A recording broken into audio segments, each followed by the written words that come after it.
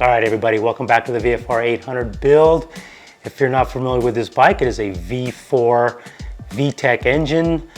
This is a 2004 model, but back in those days, this bike was actually awarded Bike of the Year every year. So it's a fantastic machine to build from. And if you want to win this bike when it's done, go for the Patreon, sign up for as little as $1 per video. You can be qualified to take this bike home. Let me show you what we're getting into today. Now, in a previous episode, we did put this lever on here, put on some fresh set of grips, and really when you look at it, it's quite boring, right? Don't you think? Well, I was on the internet one day and I was searching around for VFR stuff, and these popped up and I was like, those are cool. If you guys know me, you know I love red anodized parts. And check out these handle grips, man. These things are well made, very cool looking. I love them.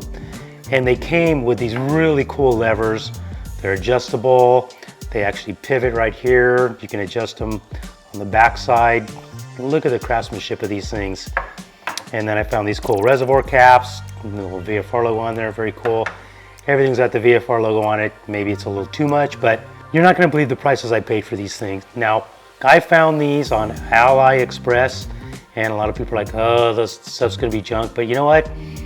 I put on my RSV4 a set of levers like this and they fit perfect. They work perfect. I loved them.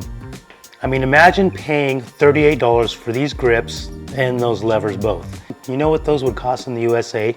And then this set of caps right here, $22. I mean, it's just stupid cheap. And then let me show you what else we got going on the bike here. While we're working on the front end, hand controls, got a set of Core Moto hydraulic brake lines. You can custom order these whatever length you want. Color, you can choose the color of the fittings, the color of that logo. This is the translucent or transparent red. Looks smoking awesome. Looks like an anodized piece. Comes with all the hardware. So if you're looking for brake lines, go check these guys out. I mean, they're not even sponsoring this episode. I just like their stuff. Gonna slap in some DOT4 Motul. Can't ever go wrong with those guys. So first thing I want to do is I want to start with the hand controls. I'm going to tear off these grips, undo the levers, bolt on the new units, bolt on the caps, get the front brake lines on, get some fluid in there, and I'm going to show you the cool tool I use to actually suck the fluid from the reservoir down to the brake calipers. Now, if you guys are new here, there's a lot of cool stuff going on with this bike. There's a lot that's been done to the rear end, completely rebuilt. Bunch of powder coating, tore it down to the frame, powder coated it black, custom one-of-a-kind exhaust, carbon fiber, set of headers. Look at that clutch cover, that's cool. This bike had conventional forks. Now we got Kawasaki ZX-10R forks on there, upside down, with some sweet braking set up there. So anyways, enough of that, let's get busy. Also, if you guys wonder where I've been the last couple of weeks, as you see, the Motopilot garage has gotten a serious overhaul. Starting with the floors. Look at this floor, Rust-Oleum rock solid. They sponsored the materials for this, so I'm doing a whole video series on all this cool stuff I've done in the garage. Got these cool mats over here underneath each bike stand from G-Floor. Got a set of cabinets over here from New Age, and I already had these toolboxes, but they look great. I did some painting in here. Look at that, I love these walls. It's still a work in progress over here. I'm not done, but I put some wood up on the walls. I think we need a TV right there. What do you think? Anyways, this is a series that's coming up, but I wanted to show you this real quick because I'm sure you're looking at it wondering, hey man, that place looks different. So much better. Just bust out our handy utility knife and cut these grips off. I'm not really worried about these grips. I mean, these are Pro Grip rubber grips. They're not very expensive, so cutting them off and taking a gamble on these other grips, not really a big deal.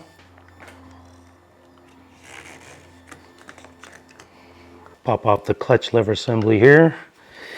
Super easy to do. All right, now let's pop off the clutch lever here.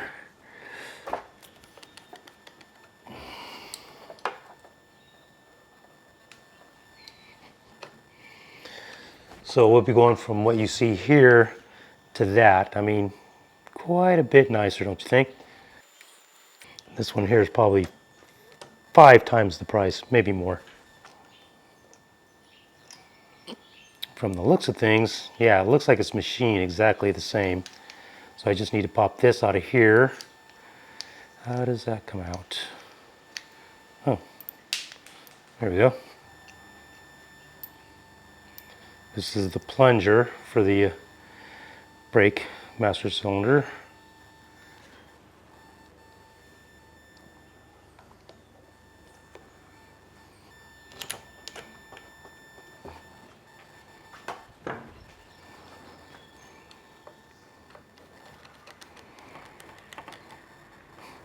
Then on this thing here, there's a nut on the bottom.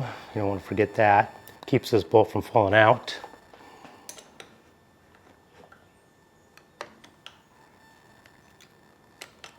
What's cool about these levers is not only can you adjust this piece here in and out with a little screw right here, but if your bike falls over, dink, nice. And then you can adjust the distance from the grip using this dial right here. Number 1 is the closest. As you go up to number 6, you can see it gets further and further away. So I love that feature. Nice piece, nice piece. All right, so what's really cool about these grips, I like the rubber knurling here. Nice machined aluminum anodized parts. What's cool is you can take off this cap. It's got a big Allen bolt right there. Take off this cap here. Then you take off this piece here. There's a nut on the inside. Just hold that nut with a socket. Take this piece off here. If you want to put bar end mirrors on there, you can, or different kind of bar end. But I'm going to leave this the way it is for now. And the way you can always tell the left hand grip from the throttle grip is obviously the throttle grip has a much bigger diameter opening. So make sure you don't screw that up. Now I normally use the wife's hairspray to put these on. Hairspray works great if you don't have this laying around. She's out of town in Palm Springs with a girlfriend, so I'm going to use some 3M super adhesive. I'm going to spray some on here. I'm going to spray some in the grip and slide it together real fast before it has a chance to tack up at all. Now I was kind of tripping out because normally you'd think the VFR logo is going to go forward, but you can see it's upside down. But we already have a VFR logo here, and there's going to be one up here, so it's kind of cool that it has to face to the back. You could have it facing up, I guess. Well, let's figure it out how we want this.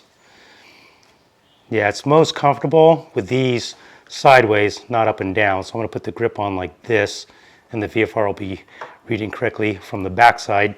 So let's spray it. You can see I got it all masked off so I don't get adhesive everywhere. I'm going to hit it here. I'm going to hit it inside the grip and then slide it on real quick.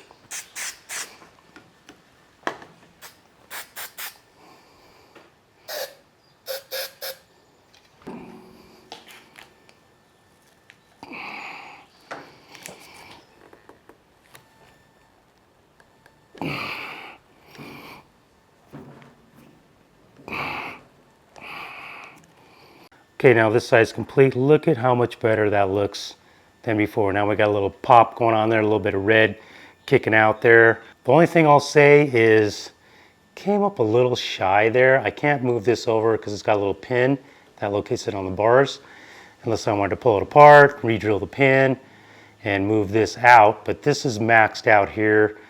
I don't know, not a huge deal breaker, but I would have liked to have seen that butt up against there. I might get a wild hair and move all this over. But yeah, I think it's looking so much trickier. Very cool. I mean, if I was walking by this bike and I saw that setup, I'd be like, I'd have to stop and check it out. I like it. Really comfortable too. Obviously looks is one thing, function is another. All right, let's do the throttle side.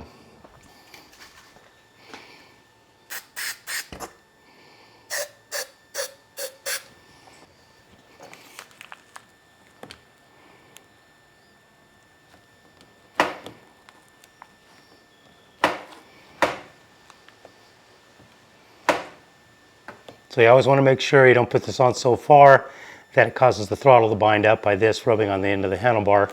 So that's why I'm just kind of checking it. And we'll just let that sit overnight, and that'll be solid as a rock tomorrow.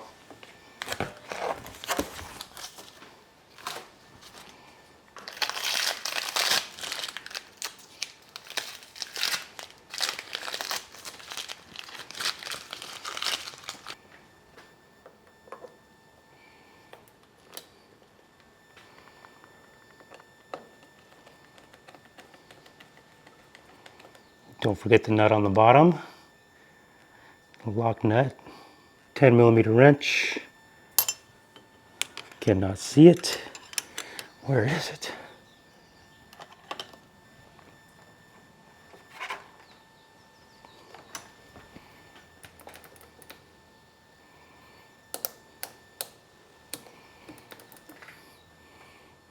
Have to make sure these cables don't get in the way of this here. Right now they're kind of hitting, but these aren't tight. I can tighten them down and point them downward, so that's good. Looks great, man. I'm stoked. Now that the grips and levers are done, let's tear into the clutch master cylinder, because this has a hydraulic clutch, and then we'll do the front brake. I'm gonna check the fluid, see if the fluid's fresh in here while we're in here too. Make sure it's got enough fluid. Ooh, yeah, that's looking pretty bad. We're gonna wanna definitely put some fresh fluid inside this. I don't know if you can see that. Pretty dark. I mean, this bike's been sitting for a while, so let's change that out.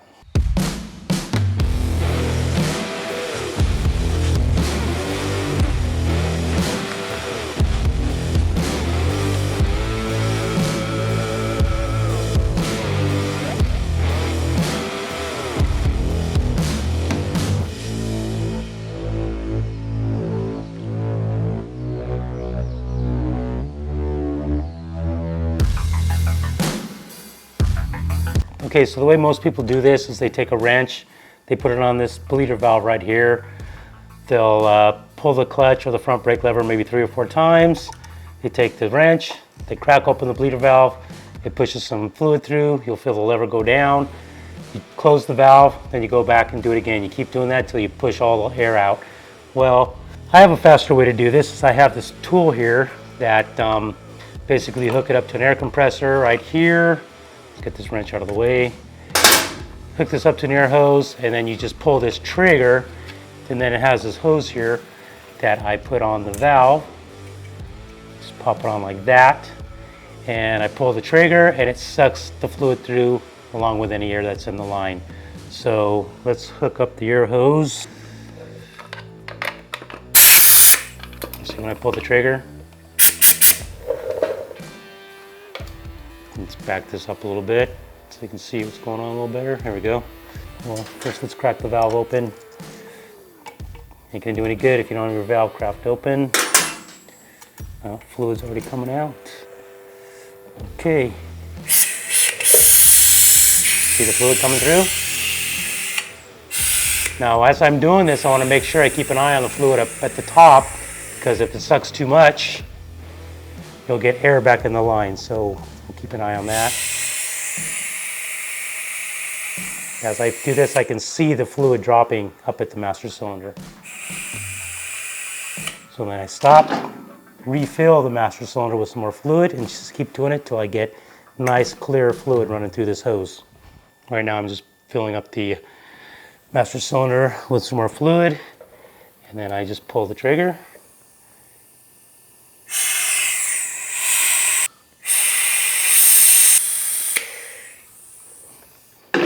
Put some more fluid at the top.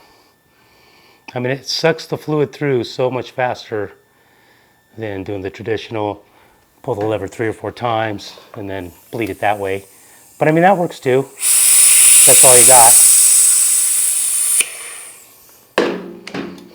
You can see the fluid running through the line here.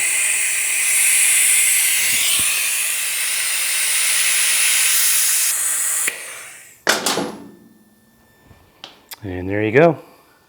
And then if you look in here, that's the fluid that came out. Pretty bad. So the clutch should work totally perfect now with fresh fluid in it.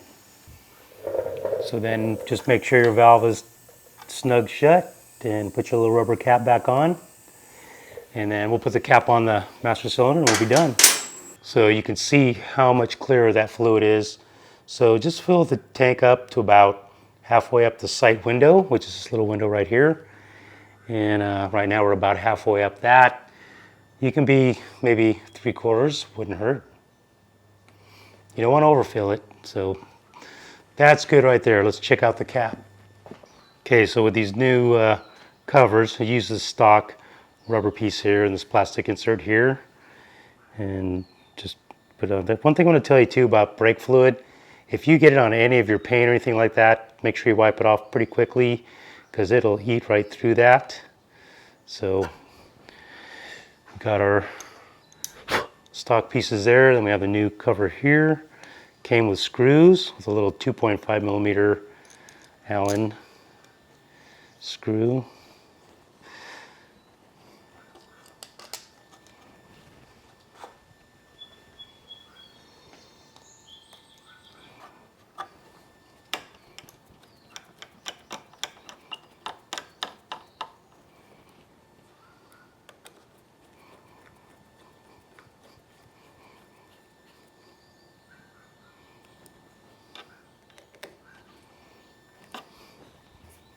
Wow, that looks pretty sweet, people. I must say, for what I pay, 22 bucks for a pair of those, that's pretty sano. This whole get up here looks great. All right, let's get the front brake lines on and get those bled.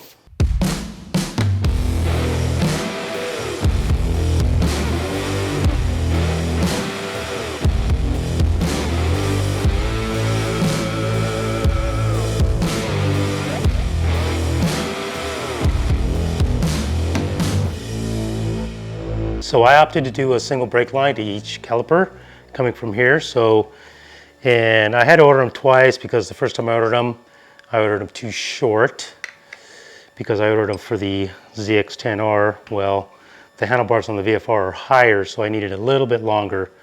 So I'm just gonna feed this up from the bottom, like so. We got this one coming up from the other side. Okay, so we'll have both these lines coming into the master cylinder. So you want your bolt with one brass washer going through this one here, then another brass washer between them, then the next fitting, and then another brass washer. And those thread right into here. Let's snug that down. 14 millimeter wrench. You don't want to crank down on this thing too tight, just get it nice and snug. Now let's attach the bottoms to the calipers. Then we got this line coming down here to the left caliper. Got your shorter bolt, goes through there. Another copper washer.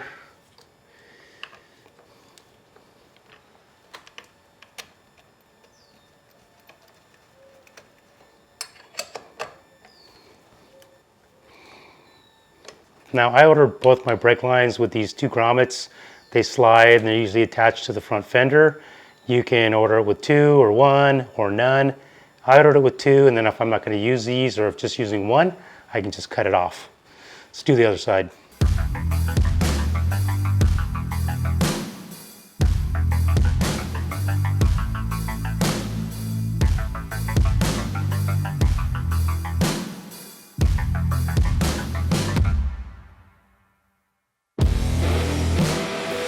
So I got the bleeder all set up as a double line. So you see the single line coming out of the bleeder device here, goes into a T. Then I've got two lines coming out. One goes to this caliper and the other one comes through the wheel. Comes over here, goes to the other caliper. We got fluid in there, ready to go. This is gonna go down twice as fast as normal because we have two calipers we're feeding. So I'll plug the air line here, pull the trigger, and watch it bleed.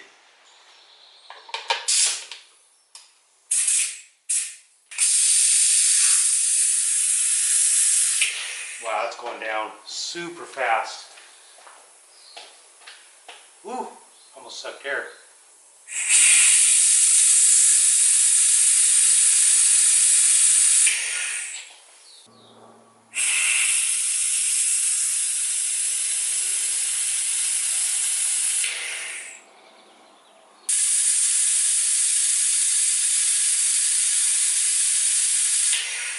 All right, so before I pull out the bleed lines, I want to tighten up the bleeder fitting, and then we can check to see if we have any front brake in this bad boy. So I got my 10 millimeter wrench. Just gonna tighten that down. I can leave that on. Let's check the lever, see if we got any action.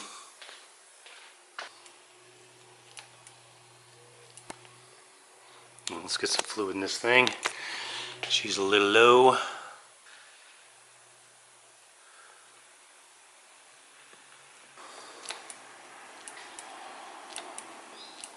Yeah, I'm not getting any action just yet. We have to pull more fluid through.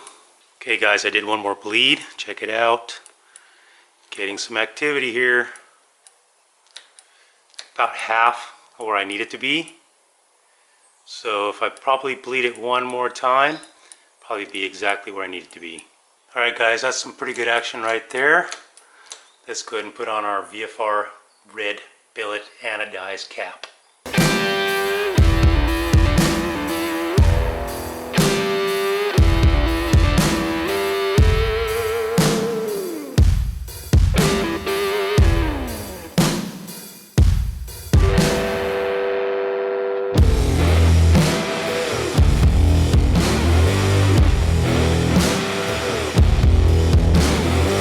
Alright guys, now that everything is together, it looks 10 times better. Those little red accents really bring the bike alive. The hand controls look stunning, man. I love them. What do you guys think? Let me know what you think. Got the front brake working really well. Got the nice reservoir caps on there. Look at the detail in that. I never really showed you guys the details of these.